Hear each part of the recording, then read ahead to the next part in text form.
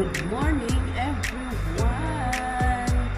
Welcome back to my channel. Ayan, early in the morning. Nag-wash po ako ng car. Ito po yung isa sa 5 na car ng amo. Yung Toyota na puti. Ayan. Ayan, yung Nissan ko.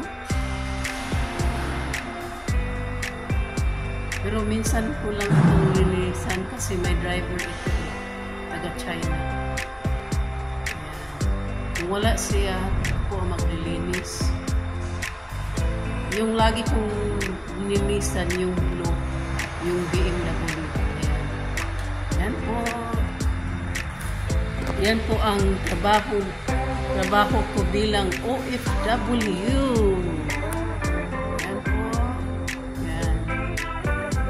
Medyo makinis-kinis pa yung mukha natin. Pinapawisan ako. Ayan, kinis ang mukha na oily. Oily ang mukha sa umaga. Ayan.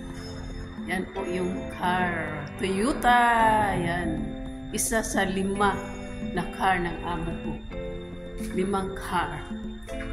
Ayan. Ito ang pinakamalaki. Ang dalawa Mercedes-Benz.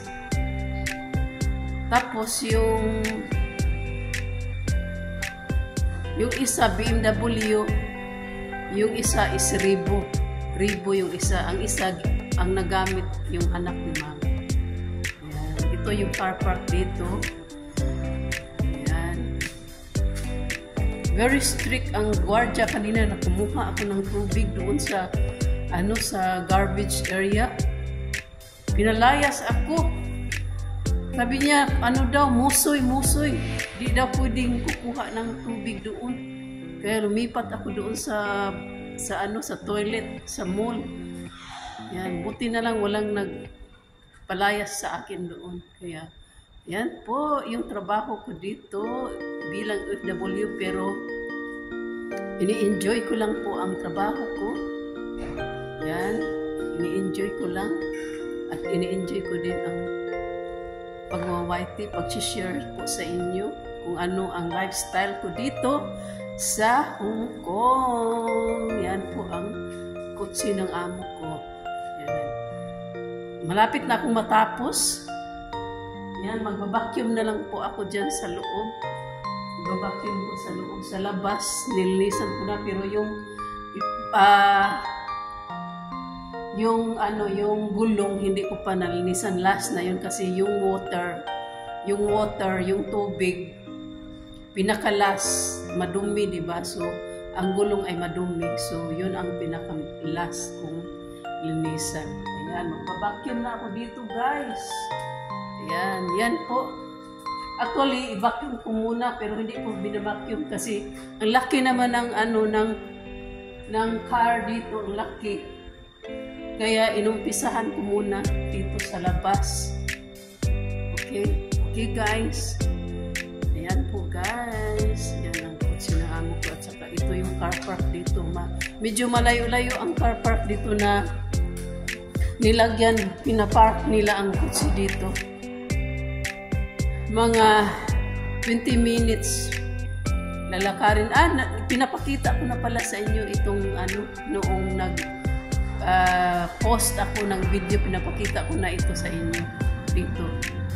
Ayan, baba ng mall. Itong car park na ito, baba ng mall. Ayan po, guys. Ito po yung routine ng trabaho ko bilang OFW, ang paglilinis ng kotse.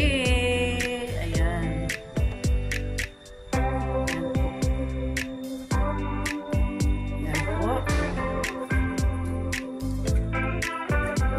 Car park dito. Car park. Ayan. Car park.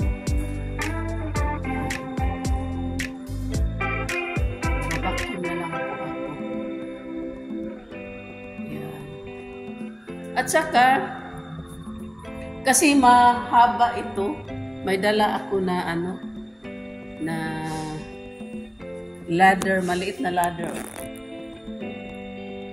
Maliit na ladder siya.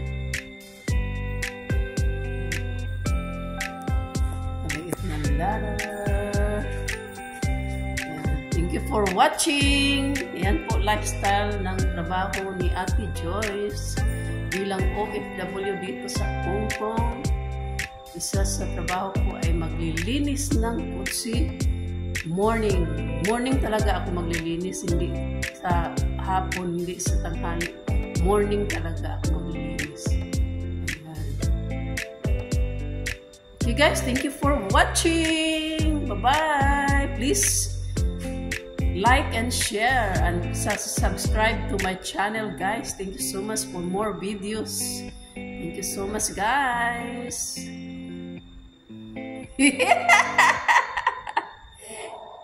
Bye-bye.